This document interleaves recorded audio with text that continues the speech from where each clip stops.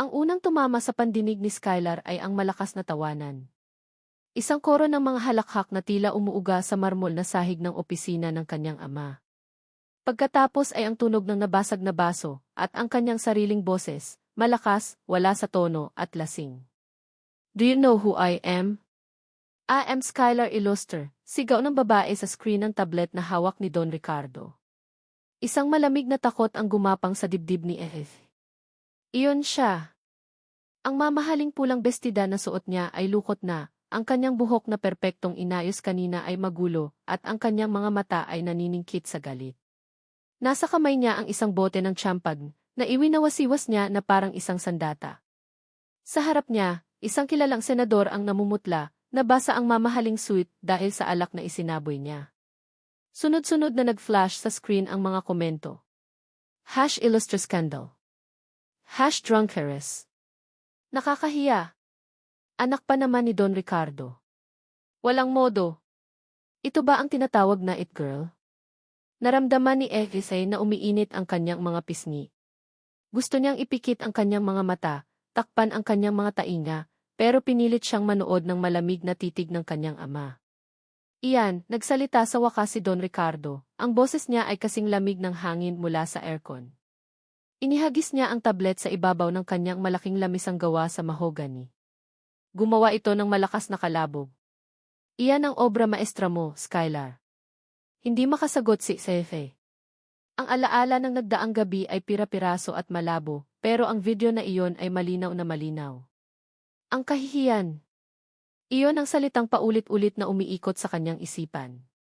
Ang kahihiyan na makita ang sarili na ganoon, at ang mas matinding kahihiyan na mapanood ito sa harap ng kanyang ama, ang lalaking nagbigay sa kanya ng lahat maliban sa pagkabigo. Itay, I can explain. Lasing lang po ako. It was a mistake, halos pabulong niyang sabi. Isang pagkakamali, tumawa si Don Ricardo, ngunit walang saya sa tunog nito. Isang pagkakamali ang pagsira sa isang party na nagkakahalaga ng milyon-milyon. Ang pagbasto sa isang senador na business partner natin. Ang pagkalat ng apelyidong ilustre sa putikan para pagtawanan ng buong Pilipinas. Tumayo ito at lumakad palapit sa malaking bintana na tanaw ang buong Bonifacio Global City. Ang mga nagtataasang gusali ay tila mga laruan lamang mula sa kanyang kinaroroonan. Sa loob ng isang gabi, sinira mo ang reputasyon na pinaghirapan kong itayo sa loob ng 50 taon. I'm sorry, Itay, umiiyak na sabi ni Edith. I'm really sorry. I'll apologize to the senator. I'll do anything. Humarap sa kanya si Don Ricardo, ang kanyang mga mata ay matalim. Huli na para dyan. Isang bagay lang ang kailangan mong gawin ngayon, Skylar. Ang matuto. Matuto. Itay, I've learned a lesson. Hindi na po maulit. Hindi mo pa natututunan ang leksyon mo dahil hindi mo alam kung ano ang tunay na halaga ng mga bagay-bagay, mariin niyang sabi.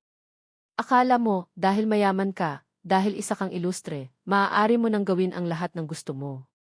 Akala mo ang mundo ay umiikot sa'yo. Lumapit ito sa kanya, at sa unang pagkakataon, nakita ni Fifi ang isang bagay sa mga mata ng kanyang ama na hindi niya pa nakita dati, isang desisyon na hindi na mababago. Aalisin ko ang lahat sa'yo, sabi nito.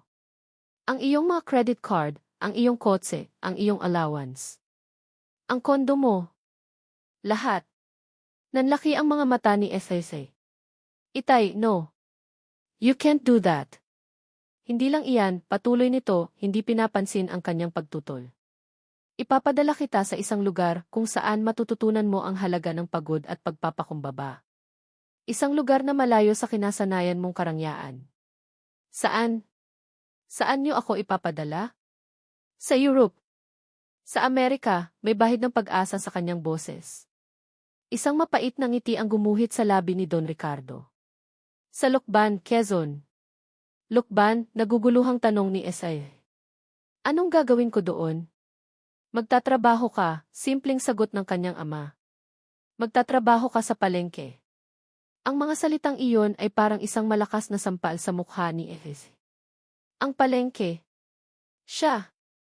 Si Skylar Illustre, na namimili lamang sa mga high-end boutique, ay magtatrabaho sa isang maputik at maingay na palengke. Ang buong ideya ay napakasagwa at hindi ka panipaniwala. No. Ayoko. Hindi niyo magagawa sa akin to, Itay, sigaw niya. Ang kanyang boses ay puno ng galit at hindi paniniwala. Tapos na ang usapan, sabi ni Don Ricardo, at tumalikod na ito, isang senyales na hindi na niya ito pakikinggan. Nakahanda na ang sasakyan. Aalis ka ngayon din. Ang biyahe papuntang Lokban ang pinakamahabang 3 oras sa buhay ni Skylar. Ang mamahaling ihi ng pamilya na dati niyang ipinagmamalaki ay tila naging isang kulungan. Ang tanawin ng mga nagtataasang gusali ng bihiso ay dahan-dahang napalitan ng mga bukirin at mga simpleng bahay. Bawat kilometrong lumalayo sila sa Maynila ay parang isang pako na ibinabaon sa kanyang dibdib. Ang galit niya ay unti-unting napalitan ng isang lumalaking sindak. Nang sa wakas ay huminto ang sasakyan, binuksan ng driver ang pinto. Bumungad sa kanya ang isang ingay na halos ikabingi niya. Ang sigawan ng mga nagtitinda, ang tawaran ng mga mamimili, ang tunog ng mga bumabagsak na kahon, at ang amoy, isang pinaghalong amoy ng hilaw na isda, mga gulay at putik. Napatingin siya sa kanyang suot. Isang puting designer dress at isang pares ng sapatos na may takong na nagkakahalaga ng 6 na buwang sahod ng isang ordinaryong empleyado. Ngayon, para siyang isang dayuhan sa sarili niyang bansa. Ma'am Esteve, dito na po tayo, sabi ng driver, iniiwasan ang kanyang mga mata. Bumaba si Isaysay mula sa sasakyan, at ang takong ng kanyang sapatos ay agad na lumubog sa malambot at basang lupa. Hindi niya napigilang reklamo. Tumingin siya sa paligid, ang kanyang mukha ay puno ng pagkasuklam. Ang mga tao ay nakatingin sa kanya, nagbubulungan, pinagtatawanan ang kanyang itsura na halatang halata na hindi nababagay sa lugar na iyon. Habang naglalakad siya, sinusubukang iwasan ang mga basang bahagi ng daan, isang lalaki na may dalang sako ng bigas ang aksidenteng bumangga sa kanya. Nawalan siya ng balanse at napasigaw. Para maiwasan ang pagbagsak sa putikan, napakapit siya sa pinakamalapit na bagay, isang mesa na puno ng mga kamatis. Sa isang iglap, ang mga bundok ng makikinang at pulang kamatis ay gumulong at bumagsak sa lupa, sumabog sa putikan. Ano ba? Isang malalim at magaspang na boses ang sumigaw. Tumingala si Esteve at nakita ang isang lalaki. Nakasuot ito ng simpleng itim na t-shirt at pantalong maong na may mga mansa ng lupa. Ang kanyang balat ay kayumanggi, halatang sanay sa sikat ng araw. Ang kanyang mga braso ay matipuno, at ang kanyang mga mata ay madilim at matalim, nakatitig sa kanya na parang isa siyang salot. Look what you've done, sabi ni Esteve. Tinuturo ang kanyang sapatos na nabahira ng putik at katas ng kamatis. This is ruined. You have to pay for this. Hindi sumagot ang lalaki. Sa halip, yumuko ito at nagsimulang pulutin ang mga kamatis na maaari pang maisalba. Ang kanyang bawat kilos ay kalmado at tiyak. Hoy! Kinakausap kita, naiinis na sabi ni Efes. Hindi mo ba alam kung magkano ang sapatos na to? Tumigil sa pagpulot ang lalaki at dahan-dahang tumayo. Tiningnan niya si Isaysay mula ulo hanggang paa at pagkatapos ay sa nagkalat na mga kamatis sa lupa. Alam mo ba kung gaano katagal inalagaan ang mga kamatis na to bago anihin? Tanong niya, ang boses ay walang emosyon. Alam mo ba kung ilang pamilya ang umaasa sa kikitain ko dito para makakain? Natigilan si Isaysay. Ang sapatos mo, mabibili mo ulit, patuloy ng lalaki. Pero ang pagod at oras na nasayang dahil sayo, hindi na maibabalik.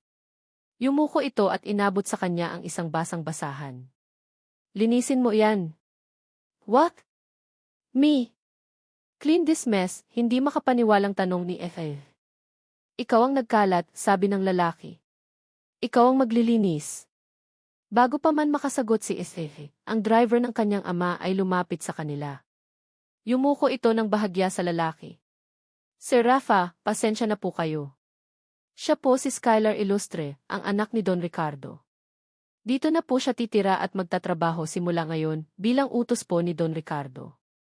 Napatitig si Isaysay sa driver pagkatapos ay kay Rafa. Rafa. Iyon pala ang pangalan ng aroganting lalaking ito.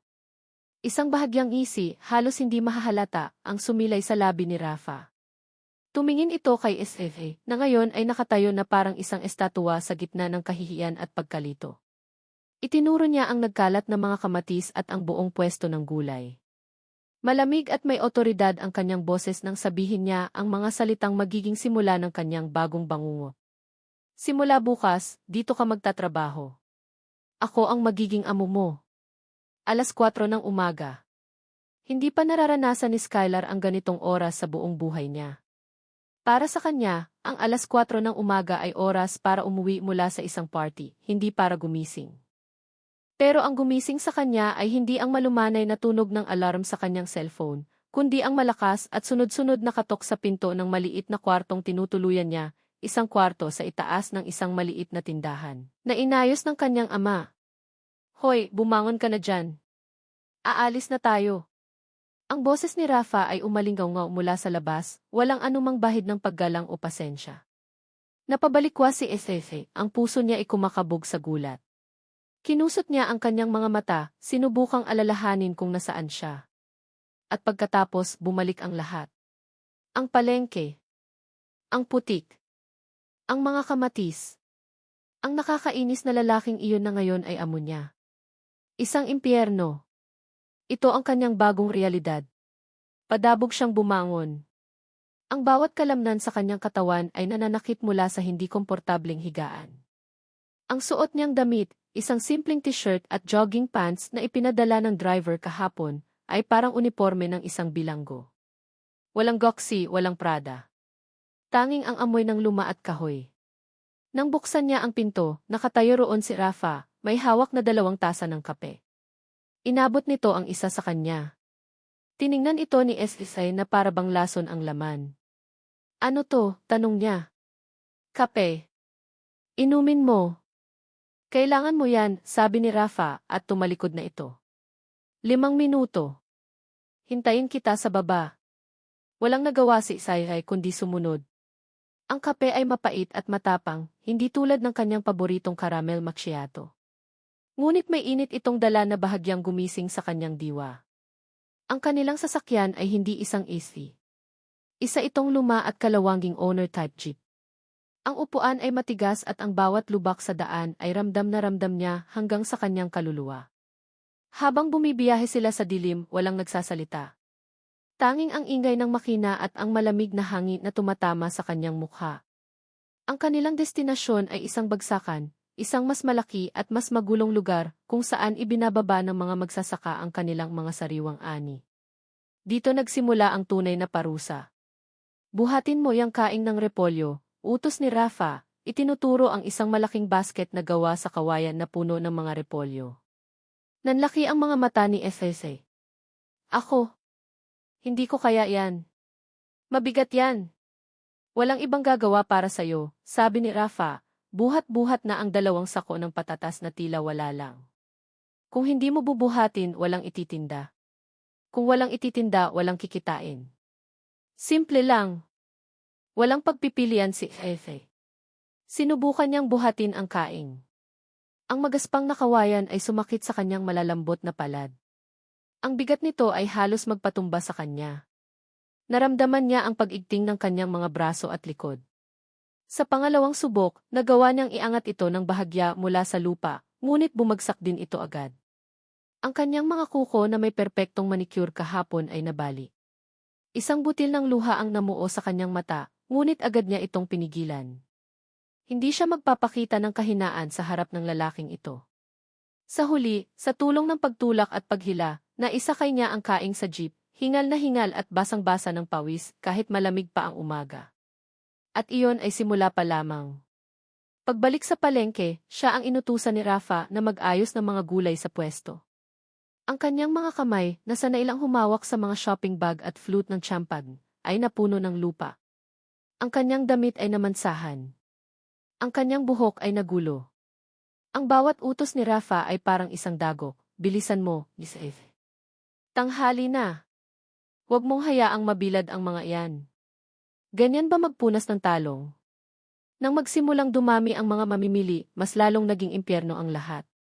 Isang ale ang tumawad sa presyo ng kamatis. Naalala ni SAC ang kanyang mga shopping spree sa Greenbelt, kung saan palagi siyang nakakakuha ng diskwento dahil kilala siya. Okay, ma'am, I can give you a 10% discount, sabi niya na may pilit na ngiti, iniisip na ginagawa niya ang tamang bagay. Napakunot ang noo ng ale. Ano ang 10%?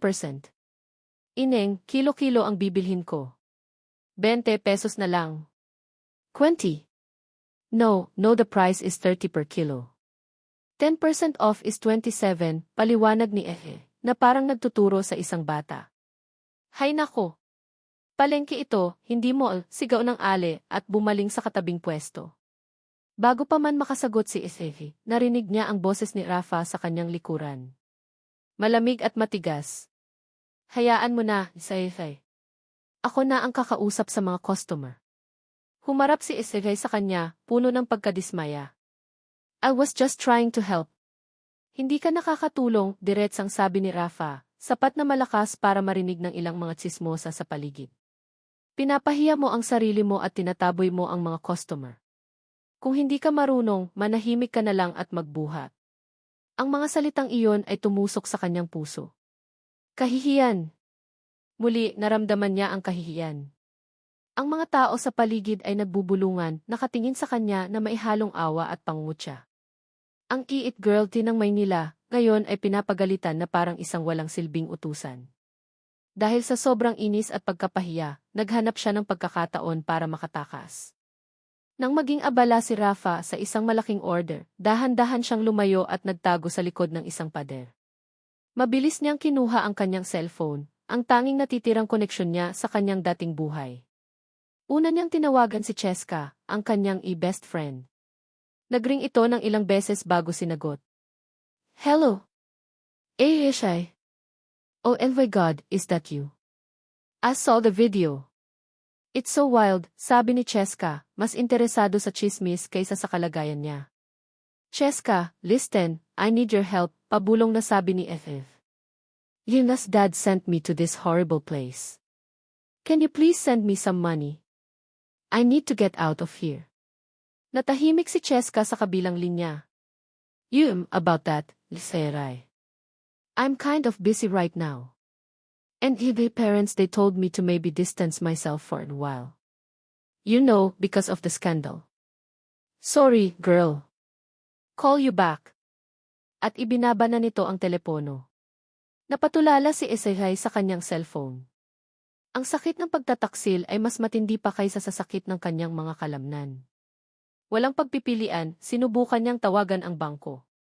Kung may pera lang siya, makakahanap siya ng paraan. Welcome to Premier Bank, sabi ng automated voice. Matapos ang ilang pindot, nakausap niya ang isang customer service representative. Good morning, ma'am. How may I help you? I'd like to check the status of IFAV accounts. Skylar Illuster. Ilang sandaling katahimikan. One moment, ma'am. I see here, Diaz Illuster, that all your accounts, savings, checking, and all credit cards have been temporarily frozen upon the instruction of the primary account holder, D. Ricardo Illuster. Ang mga salitang "G frozen" ay parang yelo na tumusok sa kanyang dibdib. Sarado na. Sarado na ang lahat ng pinto pabalik sa kanyang paraiso. Wala na siyang matatakbuhan. Ang natitirang bahagi ng araw ay lumipas na parang isang masamang panaginip. Hindi na nagsalita si Ese. Ang kanyang galit ay napalitan ng isang mapurol na pagtanggap sa kanyang kaawa-awang sitwasyon. Nagbuhat siya. Naglinis siya. Ginawa niya ang lahat ng iniutos ni Rafa nang walang reklamo, ang kanyang isip ay blanko. Nang sa wakas ay dumilim na at nagsimula ng magsara ang mga pwesto, naramdaman ni FFE ang isang pagod na hindi niya pa naramdaman kailanman. Napaupo siya sa isang kahoy na upuan sa isang sulok, marumi, mabaho at talunan. Tumingin siya sa kanyang mga kamay, pula, magasgas, at may mga sugat. Isang malungkot na tawa ang kumawala sa kanyang mga labi. Ito na ba talaga ang buhay niya ngayon? Habang nakayuko siya, abot-abot ang kanyang pagod at gutom, isang anino ang tumabon sa kanya. Tumingala siya at nakita si Rafa na nakatayo sa kanyang harapan. Inaasahan niyang may iutos na naman ito.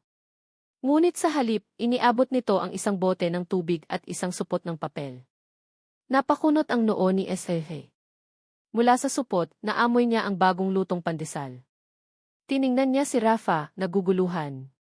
Pagkatapos ng isang buong araw ng pagpapahirap, ano ito? Kumain ka, sabi ni Rafa, ang boses ay simple at walang anumang panunukso. Maaga pa tayo bukas. At tulad ng ginawa nito kaninang umaga, tumalikod na ito at naglakad palayo. Iniwan si Isese na hawak ang tubig at tinapay, mas lalo pang nalilito kaysa dati. Pinagmamasdan ni Rafael si Skylar mula sa kabilang dulo ng kanilang pwesto. Pangatlong araw na niya. At sa loob ng 3 araw, nasaksihan ni Rafa ang unti-unting pagguho ng Reyna. Ang dating mayabang na tindig nito ay napalitan na ng bahagyang pagkukuba dahil sa pagod. Ang mga kamay na dati walang ginawa kundi humawak ng mga mamahaling gamit ay mayroon ng mga gasgas at kalyo. Parang isang ibon na tinanggalan ng pakpak, naisip ni Rafa habang inaayos niya ang isang tumpok ng sitaw. Inilagay sa isang hawla na hindi niya kilala. Hindi niya maikakaila, noong unang araw, nakaramdam siya ng inis. Ang pagkaarogante nito, ang pagiging maarte, ang kawalan nito ng kaalaman sa tunay na mundo, lahat ng iyon ay kumukontra sa lahat ng pinaniniwalaan niya. Ngunit habang lumilipas ang mga araw, ang inis ay napapalitan ng ibang emosyon. Isang bagay na hindi niya gustong aminin. Pagkaintriga. At marahil, isang maliit na butil ng awa. Pinapanood niya itong subukang makipag-usap sa isang customer. Ang pilit nitong ngiti at ang alanganing kilos. Kitang-kita na hindi niya ito ginusto, ngunit ginagawa pa rin niya. Sumusubok siya. Kahit na sa bawat subok ay para siyang sasabog sa pagkapahiya. Mayroong isang klase ng tapang sa ginagawa niyang iyon, isang tapang na marahil ay hindi rin alam ni Skylar na taglay niya. Naalala ni Rafa ang sarili niya. Ang buhay na tinalikuran niya. Ang mga board meeting, ang mga peking iti, ang mga usapang puro tungkol sa pera at kapangyarihan. Sa isang banda, pareho sila ni Skylar. Pareho silang nakatakas mula sa isang gintong hawla. Ang pagkakaiba lang, siya ay kusang umalis. Si Skylar ay itinapon. Hoy, Rafa! Bago ba iyang katulong mo? Ang malakas na boses ay nagmula kay Aling Nena, ang may-ari ng katabing pwesto ng mga isda. Isang matabang babae na ang bibig ay kasing bilis ng kanyang paghiwa ng isda. Mukhang hindi sanay sa hirap, segunda naman ni Mang Tonyo na nagtitinda ng mga pampalasa. Tingnan mo, parang iiyak na sa pagbubuhat ng 1 kilong bawang. Nagtawanan ang ilang mga tindera sa paligid. Hindi nila ito sinasabi ng pabulong. Sinasadya nilang iparinig kay Estese, na ngayon ay nakatayo na parang estatwa, hawak-hawak ang isang supot ng bawang, ang kanyang mukha ay namumula sa galit at kahihiyan. Nakita ni Rafa ang panginginig ng kanyang mga kamay. Hayaan mo na sila, sabi ni Rafa sa sarili. Kailangan niyang matuto. Ngunit isang bagay sa loob niya ang hindi pumayag. Ang makita siyang pinagtutulungan ng iba, kahit na siya mismo ay naging malupit dito, ay iba. Senorita, tawag ni Aling Nena, lalo pang nilalakasan ang boses. Pagod ka na ba? Gusto mo ng malamig na tubig galing sa mineral water na galing pa sa France? Muling nagkaroon ng tawanan. Nakita ni Rafa na napayuko si Esefe, ang mahaba nitong buhok ay tumatakip sa kanyang mukha. At sa sandaling iyon, hindi na niya nakita ang isang mayabang na it girl. Ang nakita niya ay isang babaeng nag-iisa at walang kalaban-laban. Bumuntong hininga si Rafa. Dahan-dahan siyang naglakad palapit sa pwesto ni Aling Nena. Hindi siya nagsalita. Tinitigan niya lang ito ng diretso sa mata. Ang kanyang titig ay malamig at matalim, sapat na para patahimikin ang pinakamaingay na tao sa palengke. Unti-unting nawala ang ngisi sa mukha ni Aling Nena. Napalunok ito at umiwas ng tingin. Ooy, Rafa. Nagbibiro lang naman kami. May trabaho pa tayo, simpleng sabi ni Rafa, ang boses ay kalmado ngunit may bigat. Nagkatinginan ang mga tindera at mabilis na bumalik sa kanilang mga gawain, na para bang walang nangyari. Hindi lumingon si Rafa kay Ese. Naglakad siya pabalik sa kanilang pwesto na parang walang nangyari. Ayaw niyang isipin ito na pinagtatanggol niya ito. Ginawa niya iyon dahil nakakasagabal sila sa negosyo. Iyon lang. Iyon ang sinabi niya sa kanyang sarili. Naging tahimik ang maghapon. Si Iseve ay hindi na nagsalita. Gumalaw siya na parang isang robot, sinusunod ang bawat utos niya ng walang tanong.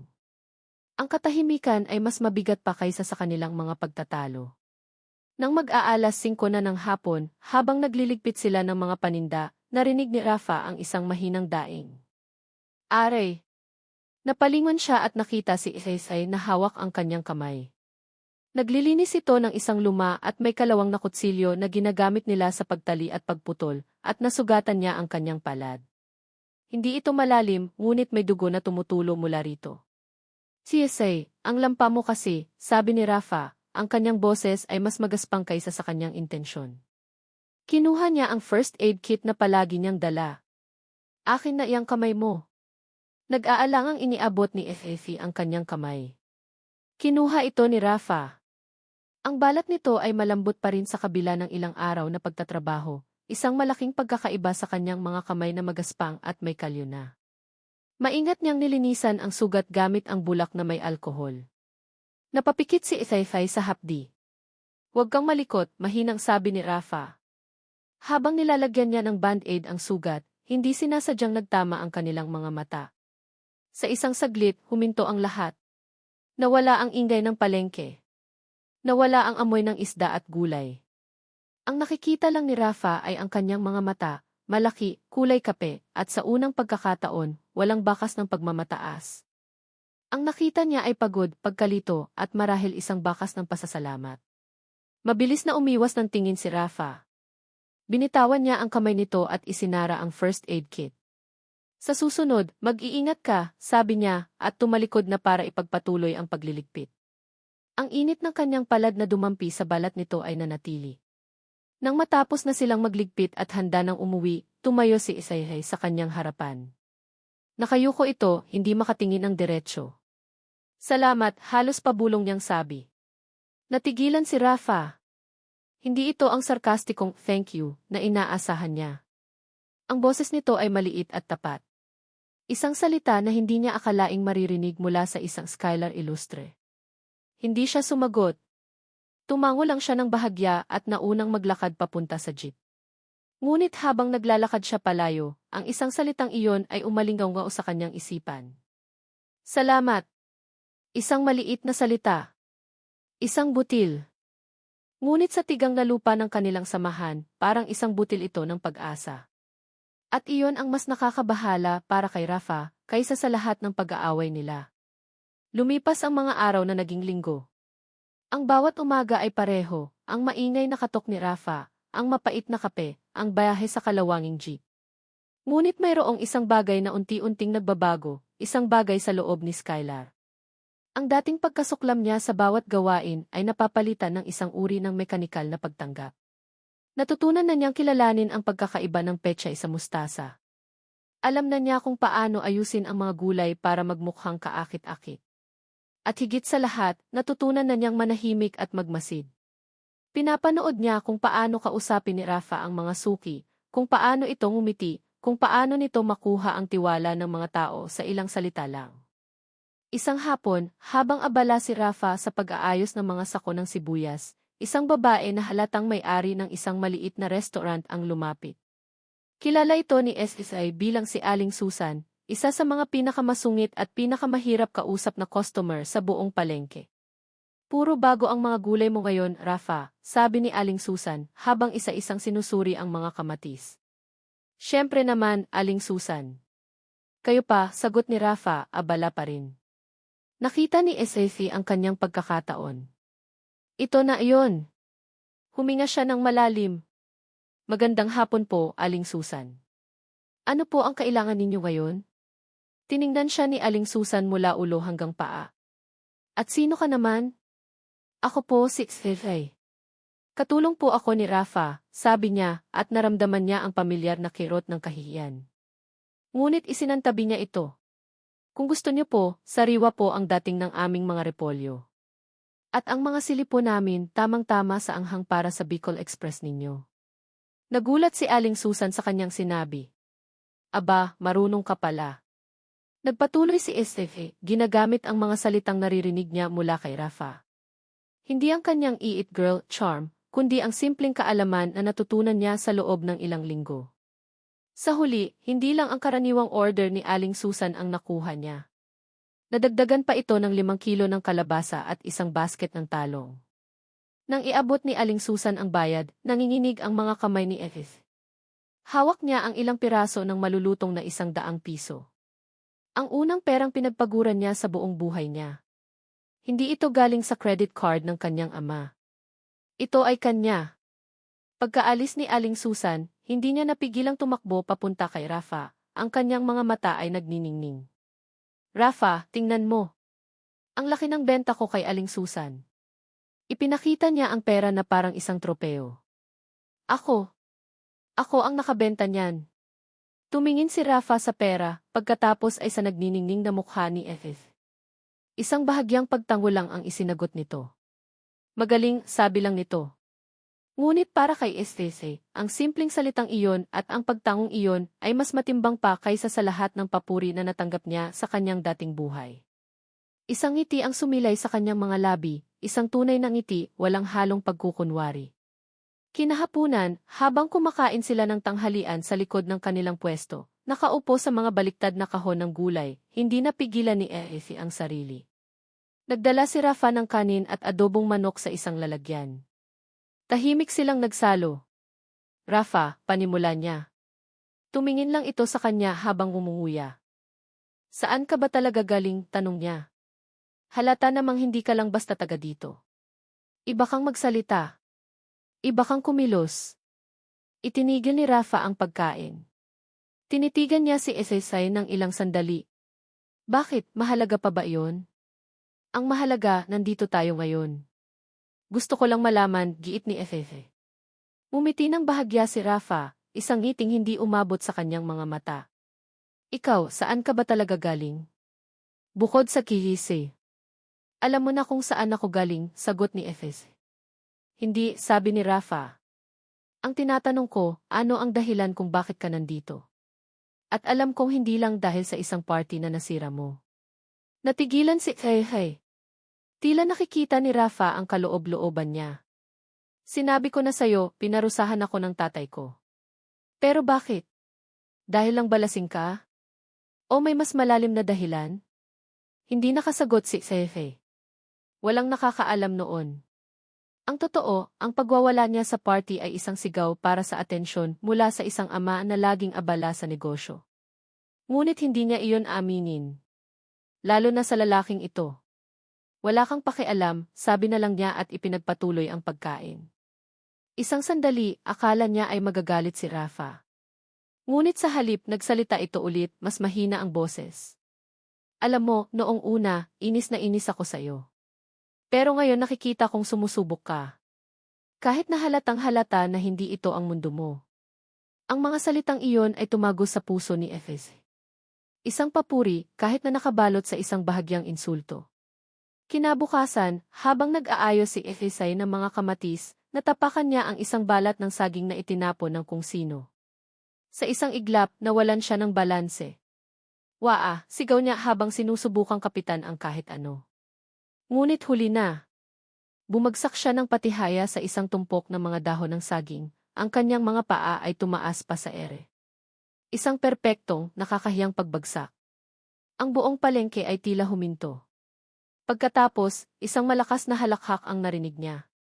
Hindi ito ang mapanuksong tawa ni Aling Nena. Hindi ito ang nagpipigil na tawa ng ibang mga tindera.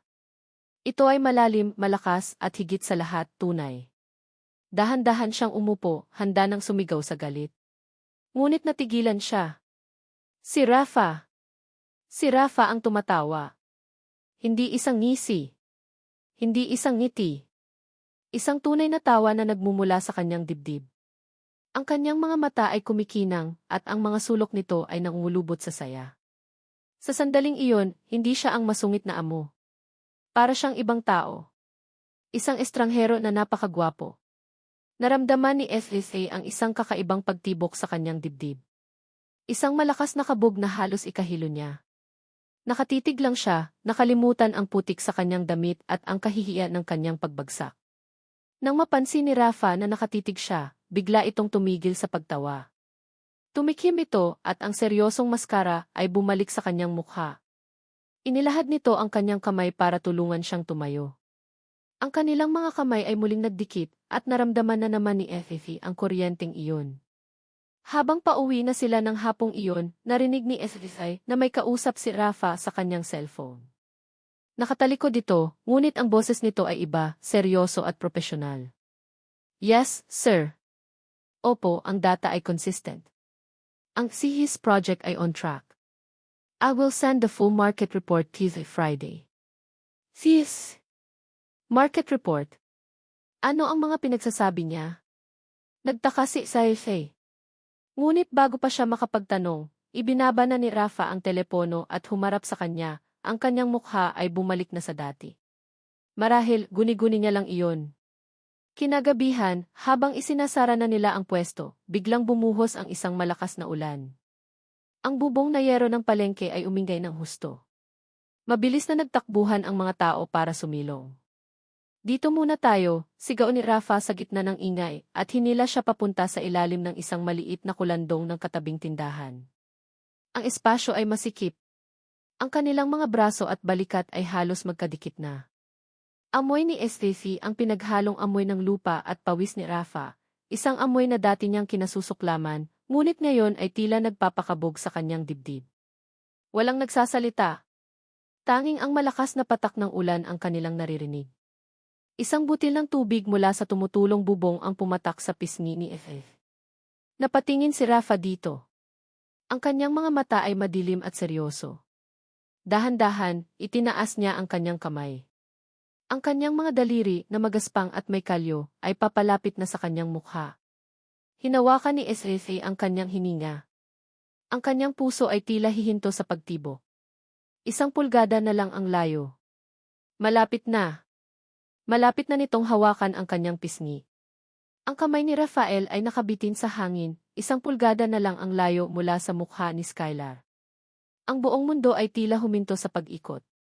Sa ilalim ng kulandong, sa gitna ng malakas na ulan, ang tanging nakikita niya ay ang mga mata nito, mga matang puno ng pag-aabang, at isang bagay na hindi niya pa nakikita dati, kahinaan. Isang kahinaang nag-aanyaya. Gusto niya. Gusto niyang punasan ang butil ng tubig sa pisngi nito. Gusto niyang damhin kung gaano kalambot ang balat nito. Gusto niyang alisin ang isang hibla ng buhok na nakaharang sa mga mata nito. Gusto niyang manatili sa sandaling iyon, kung saan sila ay hindi amo at katulong, hindi mayaman at mahirap, kundi 2 taong nagtatago mula sa ulan. Ngunit mabilis pa sa kidlat na bumalik sa kanyang isipan ang mga imahe. Ang mukha ni Beatrice. Ang mga salita ng kanyang ama. Ang malamig na bakal ng nag-crash na kotse. Ang huling ngiti ng kanyang kuya Miguel bago ang trahedya. Responsibilidad. Ang salitang iyon ay parang isang pader na biglang itinayo sa pagitan nilang dalawa. Anong ginagawa niya? Pinagtataguan niya ang kanyang nakaraan, hindi para magsimula ng bago. Nandito siya para magbayad sala, hindi para humanap ng kaligayahan na alam niyang hindi para sa kanya. At si Skylar Ilustre, ay isang komplikasyon na hindi niya kayang harapin. Isang apoy na hindi niya dapat paglaruan. Mabilis pa sa kidlat na ibinawi niya ang kanyang kamay, na para bang napaso. Ang lambot sa kanyang mga mata ay biglang naglaho, napalitan ng isang malamig at malayong tingin. Nakita niya ang pagbabago sa mukha ni SFA, ang pag-asa ay naging pagkalito, at pagkatapos ay sakit. Tumila na ang ulan, sabi niya, ang boses ay magaspang at walang emosyon. Umuwi na tayo. Hindi na niya hinintay ang sagot nito. Mabilis siyang tumalikod at naglakad palayo. Papalabas ng silong, iniwan si Skylar na nakatayo doon, mag-isa sa ilalim ng tumutulong kulandong, basang-basa hindi na dahil sa ulan kundi sa katahimikang bigla niyang iniwan. Kinagabihan, hindi makatulog si Rafa. Nakahiga siya sa kanyang maliit na kama, nakatitig sa kisam. Paulit-ulit na bumabalik sa kanyang isipan ang mukha ni Efes.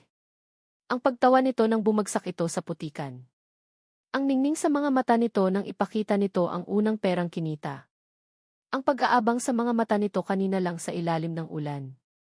Bumangon siya at lumapit sa bintana.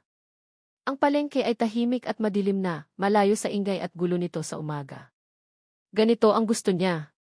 Kapayapaan. Simpleng buhay. Ngunit mula nang dumating si Skylar, ang kapayapaang iyon ay nagulo. Dinala nito ang ingay, ang gulo, ang karangyaan ng mundong kanyang tinalikuran. At dinala rin nito ang isang damdamin na matagal na niyang ibinaon. Isinara niya ang kanyang mga mata. Si Beatrice. Ang kanyang nobya. Ang babaeng bahagi ng kasunduan, ang babaeng magpapanatili sa alyansa ng dalawang pinakamalaking korporasyon. Maganda si Beatriz, matalino, ambisyosa. Perpekto para sa kanya, para sa pangalan niyang kwesta. Ngunit ang pag-iisip sa kanya ay hindi nagdudulot ng init. Nagdudulot ito ng bigat. Isang paalala ng kanyang tungkulin, ng kanyang kasalanan, ng buhay na hindi niya matatakasan. Kailangan niyang itulak si Skylar palayo. Bago pa mahuli ang lahat. Kinabukasan, ipinatikim niya kay Skylar ang isang klase ng lamig na mas matindi pa kaysa sa ulan kagabi. Ang Rafa na bumati sa kanya ay hindi na ang Rafa na halos humalik sa kanya. Ito ang amo niyang masungit. Ito ang estrangherong walang pakialam. Mas doblehin mo ang pagbubuhat ngayon. Kailangan nating punuin ang stockroom, utos niya, hindi man lang ito tinitingnan sa mata. Pero kahapon lang natin nilinis yon, sagot ni Efe. Ang boses ay naguguluhan. Sinusuway mo ba ako? Tanong ni Rafa, ang kanyang boses ay may yelo. Umiling si Efe at yumuko na lang, sinimulan ang mabigat na gawain. Bawat utos ni Rafa ay mas mabigat, mas walang kwenta. Pinabilang niya rito ang mga butil ng bawang sa isang sako. Pinagsunod-sunod niya ang mga talong ayon sa kulay, mula sa pinakamaputla hanggang sa pinakamadilim. Mga gawaing walang saysay, mga gawaing idinisenyo para lang pahirapan at inisin ito. Nakikita ni Rafa ang pagkalito at sakit sa mga mata nito sa tuwing nagtatama ang kanilang paningin. Ngunit hindi siya bumibigay. Bawat sakit na nakikita niya sa mga mata nito ay isang paalala na tama ang kanyang ginagawa. Pinoprotektahan niya ito. Mula sa kanya. Bandang tanghali, tumunog ang kanyang cellphone. Isang pamilyar na pangalan ang lumitaw sa screen, Beatriz Valderrama. Huminga siya ng malalim bago sagutin. Rafa, darling, sabi ng matamis ngunit may pagkabosi na boses ni Beatriz. How's the little farmer doing? Playing with dirt again? Beatriz, sagot ni Rafa, lumayo siya ng kaunti mula sa pwesto para hindi marinig ni Edith. I'm busy. Of course, you are. Busy running away, tumawa ito ng bahagya. Anyway, I'm just calling to remind you. The board is asking for your market analysis. At si Tita, your mom, she's asking when you're coming home. The engagement party plans are underway, you know. Kailangan nating aprubahan ang mga imbitasyon. Engagement party. The board. Ang mga salitang iyon ay parang mga kadena na humihila sa kanya, pabalik sa realidad. I'll finish the report, sabi na lang niya. I'll be back when I'm done. Good. Don't take too long. Baka makahanap ka pa ng isang prinsesa ng palengke, Jan, biro nito, ngunit may pahiwatig ng babala sa kanyang tono. I miss you, darling. Yuto, pilit na sagot ni Rafa, at ibinaba na ang telepono. Paglingon niya, nakita niyang nakatingin sa kanya si Es. Ang ekspresyon nito ay hindi na mabasa. Hindi na ito galit. Hindi na ito nasasaktan. Blanko. Buong hapon, nagpatuloy ang malamig na pakikitungo. Walang kibuan, walang tawanan, walang anumang init. Isang amo at isang utusan. Iyon lang sila. At habang ginagawa niya iyon, isang bahagi sa loob ni Rafa ang namamatay. Nang sa wakas ay matapos ang araw at nagliligpit na sila, hindi na nakatiis si Skylar. Hinarap niya si Rafa, ang kanyang mga mata ay nag-aapoy sa pinaghalong galit at pagkalito. Ano ba talaga ang problema mo sa akin? Tanong niya, ang boses ay nanginginig ngunit may diin. Kahapon, halos-halos maging okay na tayo. Tapos ngayon, para mo akong tratuhin na parang basura. Ano nang nagbago, Rafa? Ano nang ginawa ko? Nakatitig lang si Rafa sa kanya. Ang bawat salita nito ay parang isang suntok sa kanyang dibdib. Gusto niyang sabihin ang lahat. Gusto niyang sabihin na hindi nito kasalanan. Kasalanan niya.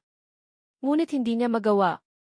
Wala kang ginawa, sagot niya, ang boses ay kasing lamig ng simoy ng gabi. Bumalik ka lang sa kung saan ka nararapat. At ako, bumalik lang ako sa kung sino ako. Ganito lang talaga ako, Skylar. Isang masungit na tindero sa palengke. Kung ano man ang inakala mong nakita mo kahapon, imahinasyon mo lang iyon. Iniwan niya itong nakatayo roon, ang mga salita niya ay nakabitin sa hangin, mas masakit pa sa isang sampal. Tumalikod siya at nagsimulang maglakad palayo, bawat hakbang ay isang pagpapako sa sarili niyang konsensya. Hindi niya nakita ang mga luhang nagsimulang pumatak mula sa mga mata ni Skylar. Ang tanging naririnig niya ay ang tibok ng sarili niyang puso, isang tibok na nagsasabing isa siyang duwag. Hindi natiis ni Rafa. Ang mga salitang binitiwan niya kagabi ay umalinggaw sa kanyang isipan buong gabi, isang koro ng kalupitan na hindi niya mapatahimik. Ang makita ang sakit sa mga mata ni Skylar, isang sakit na siya mismo ang may gawa, ay mas masahol pa sa anumang parusa. Kinabukasan, paggising niya, alam niyang hindi niya na kayang ipagpatuloy ang pagpapanggap. Pinuntahan niya si Isehey sa kwarto nito, hindi na kumatok ng malakas. Dahan-dahan lang. Nang buksan nito ang pinto, nakita niya ang mga mata nitong namumugto. Isang patunay ng mga luhang pumatak dahil sa kanya. Panimula niya, ang kanyang boses ay mahina at puno ng pagsisisi. Patawad. Nagulat si Isehey. Hindi ito ang inaasahan niya. Para saan? Sa lahat. Sa mga sinabi ko kagabi. Hindi totoo yon, sabi ni Rafa, tinitingnan ito ng diretso sa mata. Natakot lang ako. Natakot. Natakot ako sa'yo, pag-amin niya. Natakot ako sa kung ano nang nararamdaman ko kapag kasama kita. Ginulo mo ang mundo ko, Skylar Illustre. Ang mga salitang iyon ay tila bumura sa lahat ng sakit. Ang pader sa pagitan nila, na itinayo ni Rafa ng buong lakas, ay gumuho sa isang iglap. Hindi nagsalita si Isehey. Mumiti lang ito, isang maliit, nanginginig ng ngiti na puno ng pagpapatawad. At iyon lang ang kailangan ni Rafa. Ang araw na iyon ay iba sa lahat. Nawala ang amo at ang utusan. Ang natira ay si Rafa at si Isehey. Nagtutulungan sila sa pag-aayos ng paninda, ang kanilang mga kamay ay paminsan-minsang nagkakadikit. Nagtatawanan sila sa mga simpleng bagay, isang customer na may nakakatawang reklamo, isang kalabaw na naligaw sa gitna ng palengke. Para kay Isehey, para siyang lumalakad sa alapaap. Bawat ngiti mula kay Rafa ay parang sikat ng araw. Bawat sulyap ay nagpapakabog sa kanyang dibdib. Ito ba ang pakiramdam ng umibig? Hindi sa isang lalaki dahil sa kanyang apelyido o sa laman ng kanyang bank account, kundi sa isang simpleng tindero na may mga matang kayang magpatunaw sa kanyang puso. Nang magtatakip silim na, umupo sila sa likod ng kanilang pwesto para pagmasdan ang paglubog ng araw. Ang kalangitan ay nag-aapoy sa kulay kahel at lila. Ang ingay ng palengke ay unti-unti nang humihina. Alam mo, panimula ni Isehey, kung may magsasabi sa akin isang buwan na ang nakalipas na magiging masaya ako, habang nakaupo sa isang baliktad na kahon sa gitna ng palengke, tatawanan ko lang sila. Ngumiti si Rafa. Nagbago ka na, Isehey. Dahil sa'yo, sagot niya, ang kanyang boses ay halos pabulong. Unti-unting lumingon si Rafa sa kanya. Ang kanyang mga mata ay madilim at malalim. Wala nang takot, wala nang pag-aalinlangan. Tanging isang damdamin na pareho nilang nararamdaman. Dahan-dahan itong lumapit sa kanya. Ito na. Ito na ang sandaling pinakahihintay niya. Ang halik na hindi dumating sa ilalim ng ulan. Ipinikit niya ang kanyang mga mata, hinahanda ang sarili. Isang malakas na busina ang biglang pumunit sa katahimikan. Napamulat si Isehey. Isang makintab at itim na Audi ang huminto ilang metro lang mula sa kanilang pwesto. Ang sasakyan ay mukhang isang spaceship na napadpad sa ibang planeta. Hindi ito nababagay dito. Bumukas ang pinto sa passenger side. At mula roon, isang babae ang bumaba. Nakasuot ito ng isang eleganteng puting business suit. Ang kanyang buhok ay perpektong nakatali. Ang kanyang mga mata ay matalas. Bawat kilos niya ay sumisigaw ng kapangyarihan at yaman. Nakita ni Isehey ang pagbabago sa mukha ni Rafa. Ang lambot ay biglang nawala, napalitan ng gulat at pagkabigla. Nanigas ito sa kanyang kinaupuan. Naglakad ang babae palapit sa kanila, ang kanyang mamahaling takong ay lumilikha ng tunog sa sementadong daan. Tiningnan niya si Isehey mula ulo hanggang paa, ang kanyang mga mata ay puno ng hindi maitatagong pagkamuhi at paghamak, na para bang si Isehey ay isang piraso ng dumi na dumikit sa sapatos niya. Pagkatapos, bumaling siya kay Rafa, at ang kanyang mukha ay biglang nagbago. Naging malambing ito at puno ng pag-aalala. Rafa, darling, sabi niya, ang kanyang boses ay parang seda. I missed you. It's time to go home. At sa harap ni Skylar, niyakap ng babae si Rafa. Isang yakap na puno ng pag-aari. Ang mundo ni SFA ay huminto sa pag-ikot. Darling. Go home. Sino ang babaeng ito? Bumitaw ang babae sa pagkakayakap at humarap kay SS, na hanggang ngayon ay hindi pa rin makagalaw. Isang matamis, ngunit mapanlason, na ngiti ang gumuhit sa mga labi ng babae. Inilahad nito ang kanyang kamay na maisuot na isang malaking diamanting singsing. Beatrice Valderrama, pagpapakilala nito. Hinintay niyang magsalita si SF, ngunit walang lumabas na salita mula sa bibig nito. Ang ngiti ni Beatrice ay lalong lumawak, puno ng tagumpay. His fiancé. Ang dalawang salitang iyon ay parang isang bombang sumabog sa harap ni Skylar. His fiancé. Ang kanyang nobya. Tumingin siya kay Rafa, naghahanap ng isang paliwanag, isang pagtanggi. Ngunit si Rafa ay nakayuko lang, hindi makatingin sa kanya, ang kanyang mukha ay puno ng sakit at pagkatalo. At sa sandaling iyon, gumuho ang lahat. Ang langit na kulay kahel, ang ngiti ni Rafa, ang pag-asang nabuo sa kanyang puso, lahat ay naging abo. Ang prinsipe ng palengke ay hindi pala isang simpleng prinsipe. Isa siyang sinungaling. At siya, si Skylar Ilustre, ay muling naging isang tanga na umibig at nagtiwala. Ang tanging reaksyon ni Skylar ay ang pagtakbo. Hindi niya alam kung saan siya pupunta. Ang kanyang mga paa ay kumikilos ng kusa, dinadala siya palayo sa pwestong iyon na naging saksi sa kanyang panandaliang kaligayahan at sa biglaan nitong pagguho. Ang mga mukha ng mga tao sa palengke ay malabo. Ang mga sigawan ay parang ugong na lang sa kanyang tainga. Ang tanging malinaw ay ang sakit, isang matalim na sakit na tumatarak sa kanyang dibdib, paulit-ulit. Fiancé. Nobya. Ang salita ay parang lason na kumakalat sa kanyang buong sistema. Ihihay, maghintay ka. Narinig niya ang boses ni Rafa sa kanyang likuran, papalapit. Mas lalo niyang binilisan ang takbo, paliko-liko sa mga eskinita ng palengke. Ang kanyang hininga ay putol-putol dahil sa pagod at pag-iyak. Naabutan siya nito sa isang madilim na sulok, sa likod ng mga nakatambak na kahon. Hinawakan nito ang kanyang braso. Ihihay, pakinggan mo ako, please. Humarap si SSA, ang kanyang mukha ay basang-basa ng luha, ngunit ang kanyang mga mata ay nag-aapoy sa galit. Pakinggan ka. Para ano? Para marinig ang isa na namang kasinungalingan, sinampal niya ang kamay nito palayo. Sinungaling! Isa kang sinungaling!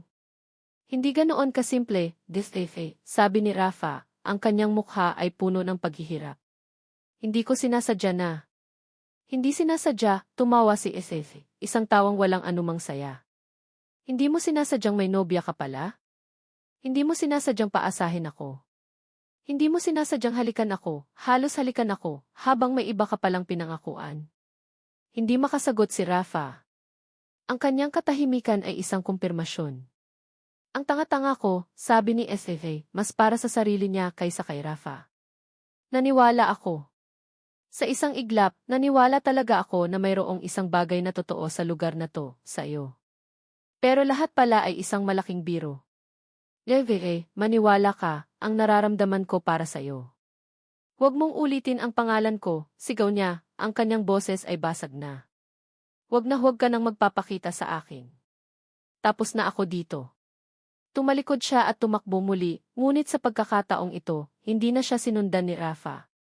Tumakbo siya pabalik sa maliit na kwartong tinutuluyan niya, ang lugar na dati niyang kinasusuklaman, na ngayon ay ang tanging kanlungan niya. Isinara niya ang pinto ng malakas. Napasandal siya dito at dahan-dahang napaupo sa sahig, ang kanyang mga tuhod ay yakap-yakap niya. Doon, sa katahimikan ng kanyang kwarto, bumuhos ang lahat ng luhang pinigilan niya. Umiyak siya dahil sa galit. Umiyak siya dahil sa kahihiyan. Umiyak siya dahil sa katangahan niya. Umiyak siya dahil sa isang pusong nadurog. Suko na siya. Ayaw na niya. Ang buhay sa palengke ay isang impyerno, ngunit ang sakit ng pagtataksil ay mas malala pa. Mas gugustuhin pa niyang bumalik sa mababaw at walang kwentang buhay niya sa Maynila kaysa manatili dito ng isa pang segundo. Kinuha niya ang kanyang maliit na bag at sinimulang ilagay doon ang kanyang ilang gamit. Ang mga damit na bigay ng driver. Ang isang peres ng tsinelas. Ang mga ito ay simbolo ng kanyang pagbagsak at ngayon ay simbolo na rin ng kanyang pagkatalo. Pagkatapos, kinuha niya ang kanyang cellphone. May isang tawag na lang siyang kailangang gawin. Isang tawag ng pagsuko. Huminga siya ng malalim, pinunasan ang kanyang mga luha, at pinindot ang numero ng kanyang ama. Nagring ito ng 2 beses bago sumagot si Don Ricardo. Skylar. Itay, sabi niya, ang kanyang boses ay garalgal at pagod. Itay, suko na ako. Natahimik ang kabilang linya. Kunin niyo na ako dito, please, pagmamakaawa niya. Tama na po. Natutunan ko na ang leksyon ko. Uwi na ako. Kahit anong ipagawa niyo, gagawin ko. Huwag niyo lang po akong iwan dito. Isang mahabang katahimikan ang sumunod. Akala ni Estefe ay ibababa na ng kanyang ama ang telepono. Ngunit nang ito'y magsalita, ang tono nito ay hindi galit. Hindi rin ito masaya. Ito ay kontento. Magaling, anak, sabi ni Don Ricardo, ang kanyang boses ay kalmado at maihalong paghanga. Nakuha mo na ba ang tiwala ng kwesta na yan? Anong mga plano nila para sa Lokban Project? Natigilan si Hey. Ang kanyang utak ay tila huminto sa pag-function. Ano? Anong sinasabi ng tatay niya? Kwesta. Lokban Project. Tiwala. Ano po, tay, nautal niyang tanong. Ang lalaking yan. Si Rafael. Isa siyang kwesta, ang tagapagmana ng TIS. Ang pwesto niya dyan ay isang research project para sa bago nilang expansion. Alam kong malalaman mo rin. Ngayon, sabihin mo sa akin, ano ang mga nalaman mo? Ano mang impormasyon ay mahalaga. Ang bawat salita ng kanyang ama ay parang isang piraso ng puzzle na dahan-dahang nabubuo sa kanyang isipan. Ang seryosong tawag ni Rafa sa telepono. Ang CHIS project ay on track. Ang pagkakyesta nito. Ang pagiging nobya ni Beatriz Valderrama na siguradong galing din sa isang makapangyarihang pamilya. At ang kanyang ama alam niya. Alam niya ang lahat mula pa sa simula. Ang pagpapadala sa kanya dito hindi ito parusa. Isa itong misyon. Ang eleksyon ay isang kasinungalingan. Siya ay isang pain. Isang kasangkapan. Isang espiya na hindi alam na siya pala ay isang espiya. Isang malamig na pakiramdam ang gumapang sa kanyang buong katawan, mas malamig pa sa yelo. Ang sakit na naramdaman niya dahil kay Rafa ay wala pa sa kalingkingan ng nararamdaman niya ngayon. Ang pagtataksil mula sa isang kasintahan ay masakit. Ngunit ang pagtataksil mula sa sarili mong ama ay nakamamatay. Ang cellphone ay dumulas mula sa kanyang nanginginig na kamay. Bumagsak ito sa sahig na may malakas na kalabog, ngunit hindi niya ito narinig. Ang kanyang mundo ay hindi lang gumuho. Ito ay sumabog at wala nang natira kahit isang piraso. Pinagtaksilan siya ng lalaking minahal niya. At ginamit siya ng sarili niyang ama. Wala na siyang matatakbuhan. Wala na siyang mauwian. Walang luhang pumatak mula sa mga mata ni Skylar. Tapos na siya sa pag-iyak. Ang sakit, ang galit, ang pagtataksil, lahat ng iyon ay tila nagkristal sa loob niya, naging isang bagay na matigas, malamig at matalim. Buong gabi, hindi siya gumalaw mula sa kanyang pagkakaupo sa sahig. Nakatitig lang siya sa kawalan, ang mga salita ng kanyang ama ay paulit-ulit na umuukit sa kanyang isipan. Hindi ito parusa. Isa itong plano. Bawat paghihirap niya, bawat butil ng pawis, bawat kahihiyan, lahat ay bahagi ng isang laro ng negosyo. Isa siyang tau-tauhan sa chessboard ng kanyang ama. Isang mapait na tawa ang kumawala sa kanyang mga labi. Ang dating Skylar Illustre ay iiyak, magwawala, susuko. Ngunit ang Skylar na nakaupo ngayon sa sahig ng isang maruming kwarto sa Lokban ay iba na. Ang palengke, ang putik, ang mabibigat na kaing, at ang isang sinungaling na prinsipe. Lahat ng iyon ay may ginawa sa kanya. Tinanggalan siya ng lahat, ngunit pinalitan ito ng isang bagay na hindi niya akalaing magkakaroon siya, isang gulugod na gawa sa bakal. Dahan-dahan siyang tumayo. Ang kanyang mga binti ay nangangalay, ngunit ang kanyang tindig ay tuwid. Lumapit siya sa maliit na salamin sa dingding. Ang babaeng nakatingin pabalik sa kanya ay hindi na ang iit girl ng Maynila. Ang kanyang buhok ay magulo, ang kanyang mga mata ay may madilim na bilog sa ilalim, at ang kanyang mukha ay may mga bakas ng alikabok at tuyong luha. Ngunit ang mga mata niya ay hindi na blanko. Nag-aalab ang mga ito sa isang bagong determinasyon. Hindi na siya tatakbo. Hindi na siya magpapadala. Si Don Ricardo Ilustre at si Rafael Cuesta ay parehong nagkamali ng akala. Akala nila, isa siyang mahinang prinsesa na madaling manipulahin. Panahon na para ipakita sa kanila kung sino talaga ang isang ilustre kapag ginising mula sa pagkakatulog. Kinabukasan, hindi na niya hinintay ang katok ni Rafa. Maaga siyang gumising. Naligo siya, isinuot ang pinakamalinis niyang damit at itinali ang kanyang buhok ng mahigpit. Walang kolorite, walang alahas. Tanging ang malamig na determinasyon sa kanyang mukha. Bumaba siya at naabutan si Rafa na nagkakape sa labas ng pinto, naghihintay. Ang mukha nito ay puno ng pag-aalala at pagsisisi. Ngunit hindi na ito umuubra kay Hindi siya nagsalita. Nilampasan niya lang ito at dumiretso sa pwesto nila sa palengke. Nagulat si Rafa sa kanyang kilos, ngunit mabilis itong sumunod. Pagdating nila sa pwesto, nagsimulang mag-ayos si Efesay ng mga paninda, ang kanyang bawat kilos ay mabilis at tiyak. Hindi na siya ang lampa at maarting babae ng mga nakaraang linggo. Mag-usap tayo, sabi ni Rafa, sinubukang hawakan ang kanyang braso. Ngunit umiwas si Saire. Humarap siya dito, ang kanyang mga mata ay malamig na parang yelo. Rafael Cuesta, tagapagmana ng Cuesta Valderrama Corporation, sabi niya, ang kanyang boses ay kalmado at matatag. Ang bawat salita ay may bigat.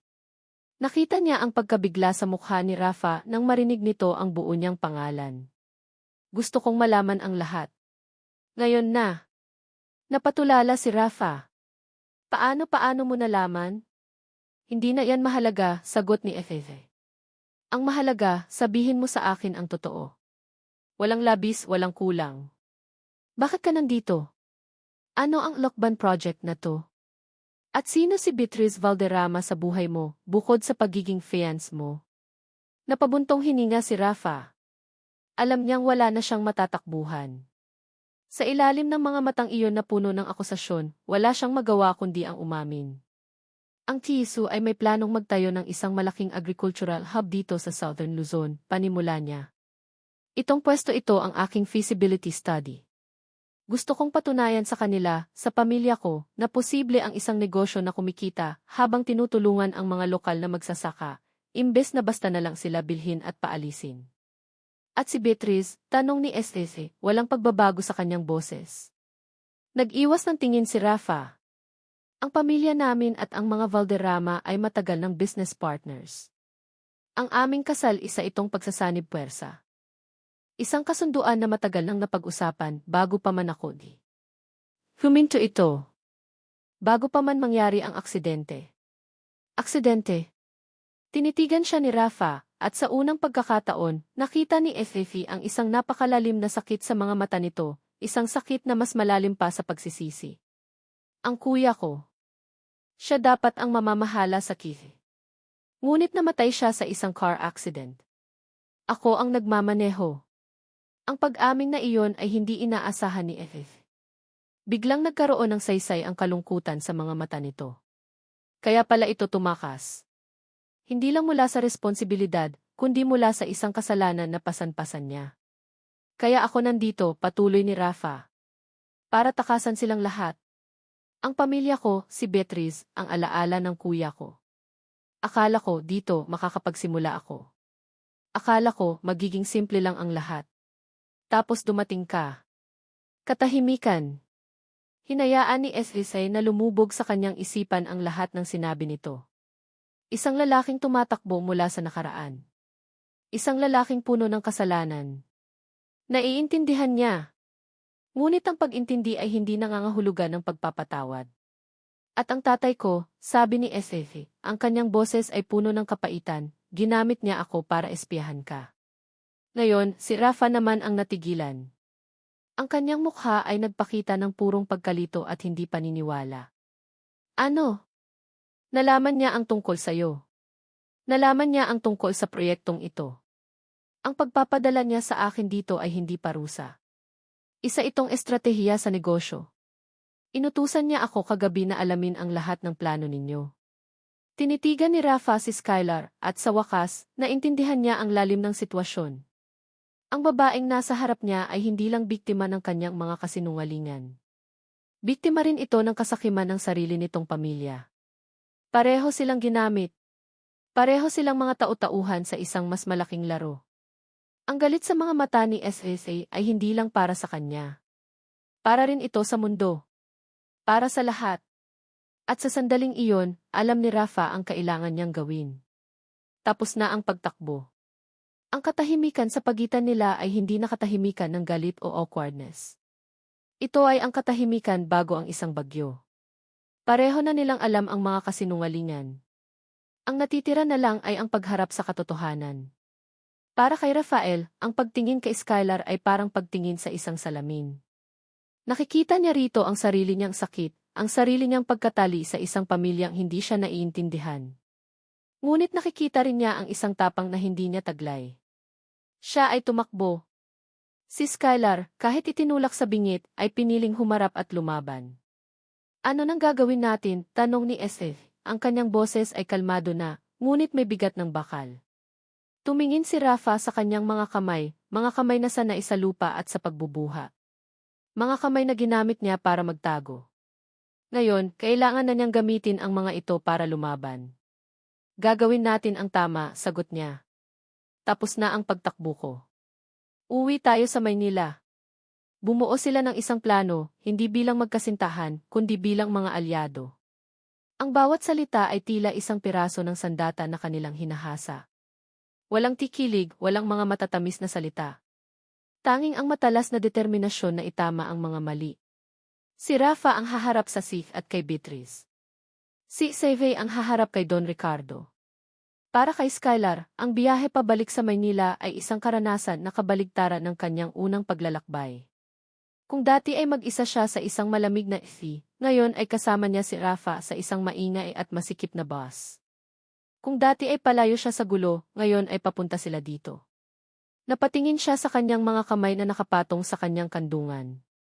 Magaspang na ang mga ito, may mga kalyo sa ilang bahagi. Hindi na ito ang mga kamay ng isang iit girl. Napangiti siya ng mapait. Ang dating siya ay matatakot sa gagawin nila. Ang dating siya ay magtatago sa likod ng pangalan ng kanyang ama. Ngunit ngayon, ang pangalang iyon ay bahagi na ng kanyang mga kaaway. Napatingin siya kay Rafa na tahimik na nakatingin sa labas ng bintana. Ang kanyang mukha ay seryoso, ang kanyang mga panga ay matigas. Hindi na ito ang misteryosong tindero o ang sinungaling na prinsipe. Isa itong lalaking papunta sa isang digmaan. At sa tabi niya, naramdaman ni ay hindi ang pag-ibig, kundi ang isang kakaibang pakiramdam ng kapanatagan. Hindi siya nag-iisa sa laban na ito. Pagdating nila sa Maynila, ang nagtataasang mga gusali ng bihiso ay hindi na nagbigay sa kanya ng pakiramdam ng pagiging kontento. Para na lang itong mga toreng bakal na kumukulong sa mga taong tulad ng kanyang ama at ni Beatrice. Dumiretso sila sa Seas Tower, ang punong tanggapan ng imperyo ng mga kwesta. Ang lobby ay malamig, malawak at napakakintab. Bawat empleyadong nakakasalubong nila ay bumabati kay Rafa ng may paggalang at pagtataka. Ang nawawalang tagapagmana ay nagbalik na. Handa ka na? Tanong ni Rafa nang nasa harap na sila ng malaking pintuan ng boardroom. Huminga ng malalim si Seh at tumango. Ikaw? Isang maliit na ngiti ang sumilay sa labi ni Rafa. Ngayon, itinulak niya ang pinto at sabay silang pumasok. Ang eksena sa loob ay eksakto sa inaasahan nila. Sa isang dulo ng mahabang mesa, nakaupo si Beatrice, nagprepresenta sa harap ng buong board of directors. Ang kanyang boses ay puno ng kumpiyansa. Sa kabilang dulo, nakaupo si Don Ricardo Ilustre, ang kanyang ama, na may isang mapanuyang ngiti sa kanyang mga labi. Ang tupa ay papunta na sa katayan. And with this hostile takeover strategy, we will absorb Illustre Holdings' assets within 6 months, effectively neutralizing our biggest competitor, sabi ni Beatrice. Isang napakagandang plano, din Valderrama, sabi ni Don Ricardo. Ngunit nangangailangan iyan ng malaking kooperasyon mula sa loob. Ang lahat ng mga mata ay napunta sa kanila. Ang katahimikan ay nakabibingi. Rafa, sabi ni Beatrice, ang kanyang pagkagulat ay mabilis na napalitan ng inis. What are you doing here? And Kyla, is she with you? Look what the cat dragged in, sabi ni Don Ricardo. Ang kanyang boses ay puno ng pang-uyam. The runaway here and his market vendor. Naglakad si Rafa papunta sa gitna ng silid. Ang kanyang presensya ay biglang napuno ng otoridad na matagal niyang itinago. Si Skylar ay nanatili sa kanyang tabi, matatag. Magandang hapon sa inyong lahat, panimula ni Rafa. Ang kanyang boses ay umalingaw sa buong silid. Patawad sa aking biglaang pagdating. Ngunit may kailangan akong itama. Tumingin siya ng diretsyo kay Beatrice. Ang planong ito para sa Illustre Holdings, hindi ito matutuloy. At bakit hindi, mataray na tanong ni Beatrice. Dahil ang Kisu ay hindi isang buitre na naninila ng mga kumpanyang may problema. Ang Ki, sa ilalim ng pamumuno ko, ay tutulong sa kanila na bumangon, mariing sabi ni Rafa. At pangalawa, lumingon siya sa buong board. Ang kasunduan sa pagitan ng pamilya Cuesta at Valderrama ang aking kasal kay Beatrice ay hindi na matutuloy. Isang malakas na bulungan ang pumuno sa silid. Ang mga mata ni Beatrice ay nanlilisik. Isang malamig na apoy ng galit ang pumalit sa kanyang pagkagulat. Rafael, wala kang karapatan. Ngunit bago pa matapos ni Beatrice ang kanyang sasabihin, si Skylar naman ang humakbang pasulong. Ang lahat ng atensyon ay napunta sa kanya. Hinarap niya ang kanyang ama. Itay, sabi niya, ang kanyang boses ay kalmado ngunit tumatagos hanggang sa buto. Hindi ako nandito para makipag-ayos. Nandito ako para sa katotohanan. Tumingin siya sa mga miyembro ng board. Ang rason kung bakit ako ipinadala ni Don Ricardo Illustre sa Lukban ay para gamitin ako. Para kunin ang tiwala ni Rafael Cuesta at nakawin ang mga plano ng Keys para sa kanilang proyekto doon.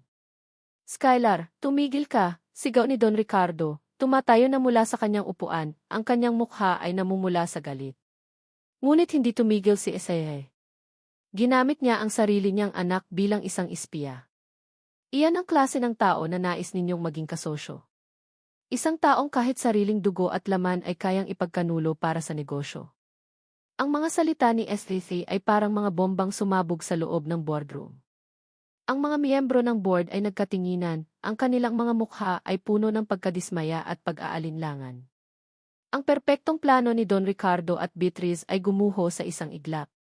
Sinungaling, sigaw ni Don Ricardo, nanginginig sa galit. Itinuro niya si Jefe. Wala kang utang na loob. Pagkatapos ng lahat ng ibinigay ko sa'yo. Bigla siyang huminto. Ang kanyang kamay ay napahawak sa kanyang dibdib. Ang kanyang mukha ay biglang namutla at ang kanyang mga mata ay nanlaki sa sakit.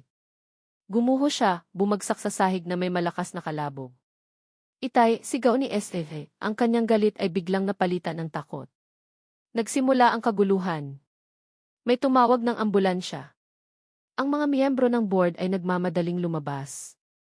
Sa gitna ng lahat ng iyon, nakatayo si Beatrice, hindi gumagalaw. Nakatingin siya hindi kay Don Ricardo na nasa sahig, kundi kay Rafa at Eve.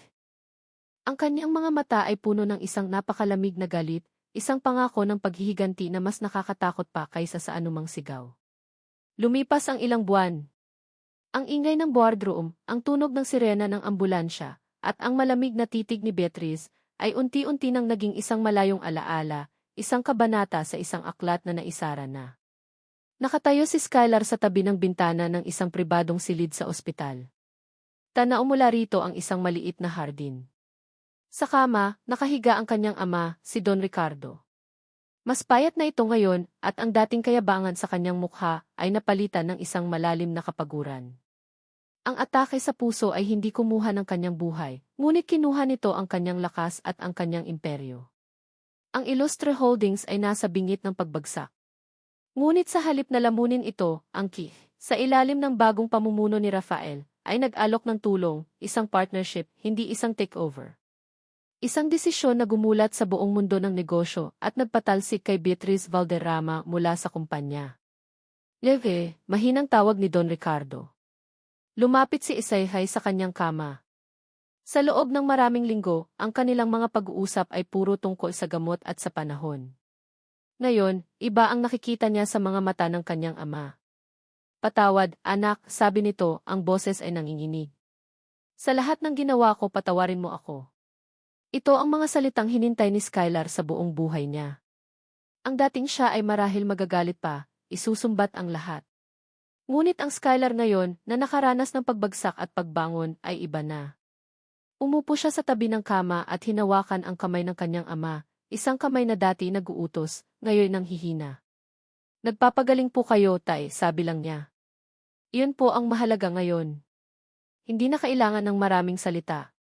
Sa hawak na iyon, sa katahimikang iyon, nagsimula ang isang mahabang proseso ng paghilom. Kinagabihan, nagkita sila ni Rafa. Hindi sa isang mamahaling restaurant o sa isang corporate office, kundi sa isang simpleng parke sa tabi ng dagat. Ang hangin ay sariwa at ang tunog ng mga alon ay payapa. Naglalakad sila sa dalampasigan, ang kanilang mga paa ay lumulubog sa buhangin. Kamusta siya? Tanong ni Rafa. He's getting better, sagot ni Ethel. At sa wakas, nag-usap kami. Bilang mag-ama, hindi bilang si at tagapagmana. Tumango si Rafa. Natutuwa ako para sa'yo. Salamat, sabi ni Ethel. Salamat sa lahat, Rafa. Sa pagtulong sa kumpanya. Sa pagtulong sa akin. Huminto si Rafa sa paglalakad at humarap sa kanya. Ang ilaw mula sa buwan ay nagbigay liwanag sa kanyang mukha. May utang pa ako sa'yo, isa-esay. Isang katotohanan na hindi ko pa nasasabi ng buo. Huminga siya ng malalim. Ang aksidente ng kuya ko, hindi lang ako ang nagmamaneho. Karera kami. Lasing kami pareho. Ako ang nagyaya. Ako ang naghamon. Ang pagkamatay niya kasalanan ko. Ang pag-amin na iyon ay sinabi niya ng walang luha, ngunit naramdaman ni Effie ang bigat nito. Iyon ang multo na humahabol sa kanya. Iyon ang dahilan kung bakit niya pinarusahan ang kanyang sarili sa lukban. Hinawakan ni Effie ang kanyang kamay. Hindi mo iyon kasalanan, Rafa. Isang aksidente iyon. Matagal kong sinisi ang sarili ko, sabi ni Rafa, ang kanyang mga mata ay nakatingin sa dagat. Pero sa lukban, sa palengke, natutunan kong magpatawad. Tinuruan mo akong magpatawad sa sarili ko, kahit na hindi mo alam. Tinitigan niya ito, at sa mga mata nito, nakita niya ang kapayapaan na matagal na nitong hinahanap. At sa mga mata niya, nakita naman ni Rafa ang pagmamahal na akala niya ay hindi na niya muling mararamdaman. Walang sinuman ang unang gumalaw. Nagtagpo lang sila sa gitna, at ang kanilang mga labi ay naglapat. Hindi ito isang halik ng pagnanasa o pananabik. Ito ay isang halik ng pag-unawa, ng pagpapatawad, at ng isang bagong simula. Isang halik na mas matamis kaysa sa anumang halik na hindi dumating. Makalipas ang isang linggo, muli silang bumalik sa lukban. Ngunit hindi na bilang mga takas o bilanggo. Ang jeep na sinakyan nila ay hindi nakalawangin. At ang kanilang mga ngiti ay hindi napilit. Dumiretso sila sa palengke. Ang pwesto ay naroon pa rin, inaasikaso ng isang pinsan ni Rafa. Mumiti sa kanila si Aling Nena. Kinawayan sila ni Mang Tonyo. Ang lugar na dati impyerno para kay Effie ay isa ng komunidad. Anong ginagawa natin dito? Tanong ni Effie, habang pinagmamasdan ang pamilyar na gulo at ingay. Ang feasibility study ko na aprobahan, sabi ni Rafa na may ngiti. Pero binago ko. Hindi na ito isang simpleng research project. Magiging isang kooperatiba ito, pag-aari ng mga magsasaka mismo. At kailangan nila ng 2 manager. Nanlaki ang mga mata ni Effie. Manager? Sino? Ngumiti si Rafa. Isang aroganting tagapagmana na natutong maging makatao, at isang matapang na reyna na mas piniling maging tindera. Tumawa si Effie, isang tawang malaya at masaya. Ang ideya ay nakakabaliw, ngunit perpekto. Sa gitna ng pwesto, sa gitna ng amoy ng mga gulay at ng ingay ng mga tao, lumuhod si Rafael Cuesta. Walang mamahaling singsing. Walang magarbong proposal. Kumuha lang siya ng isang hibla ng dayami mula sa isang sako at maingat itong pinilipit para maging isang maliit na singsing. Skylar Illustre, sabi niya, ang kanyang mga mata ay puno ng pagmamahal at saya. Hindi ko maipapangako sa iyo ang isang palasyo dahil pareho nating alam na nakakasakal ang mga pader nito. Pero maipapangako ko ang puso ko, ang aking katapatan at isang buhay na puno ng putik, pawis at tunay na kaligayahan. Itinaas niya ang singsing na gawa sa dayami. Will you be my queen of the market? Tumingin si Effie sa paligid. Sa mga gulay, sa mga tao, sa lalaking nakaluhod sa kanyang harapan. Ito ang kanyang kaharian. Ito ang kanyang tunay na yaman. May mga luhang pumatak mula sa kanyang mga mata, ngunit sa pagkakataong ito, mga luha ito ng purong kaligayahan. Yes, sagot niya. Yes, Jibay Prince of the Market. Isinuot ni Rafa ang singsing sa kanyang daliri. Perpekto. Sa gitna ng palengke, natagpuan nila hindi lang ang pag-ibig, kundi ang kanilang mga sarili. Ang kanilang kwento ay hindi tungkol sa isang prinsesang naging pulubi o sa isang prinsipeng nagtago. Ito ay tungkol sa dalawang taong natutong hanapin ang kanilang tunay na halaga, hindi sa yaman o katayuan, kundi sa pagpapakumbaba, pag-unawa at pagtanggap sa isa't isa. At dito nagtatapos ang kwento ni Skylar at Rafael, ang prinsipe at reyna ng palengke. Sa aming mga minamahal na tagapakinig, maraming salamat. Salamat sa inyong pagsama sa amin sa bawat kabanata ng paglalakbay ni Nadseth at Rafa. Habang isinusulat namin ang kanilang kwento, naramdaman namin ang bawat hibla ng kanilang emosyon, ang sakit ng pagtataksil, ang hirap ng pagbangon, at ang tamis ng pagpapatawad at pag-ibig. Ang kanilang istorya ay isang paalala para sa ating lahat. Isang paalala na ang tunay na halaga ay hindi matatagpuan sa yaman, sa kapangyarihan, o sa kinang ng isang pangalan. Ito ay matatagpuan sa pagpapakumbaba, sa pagtanggap sa ating mga pagkakamali, at sa tapang na magpatawad, hindi lamang sa mga taong nakasakit sa atin, kundi lalo na sa ating mga sarili. At higit sa lahat, ito ay isang pagpapatunay na ang pag-ibig, ang tunay at wagas na pag-ibig, ay maaaring sumibol sa mga pinakasimpleng lugar, sa mga pinakahindi inaasahang pagkakataon. Nais naming malaman kung ano ang inyong naramdaman. Ano ang aral o eksena na pinakatumatak sa inyong puso? Mangyaring iwanan ang inyong mga komento sa ibaba. Ang bawat salita mula sa inyo ay aming inspirasyon. Muli, mula sa kaibuturan ng aming mga puso, maraming salamat sa inyong walang sawang pagsuporta at pakikinig. Hanggang sa muli nating pagkikita sa susunod na kwento ng pag-ibig.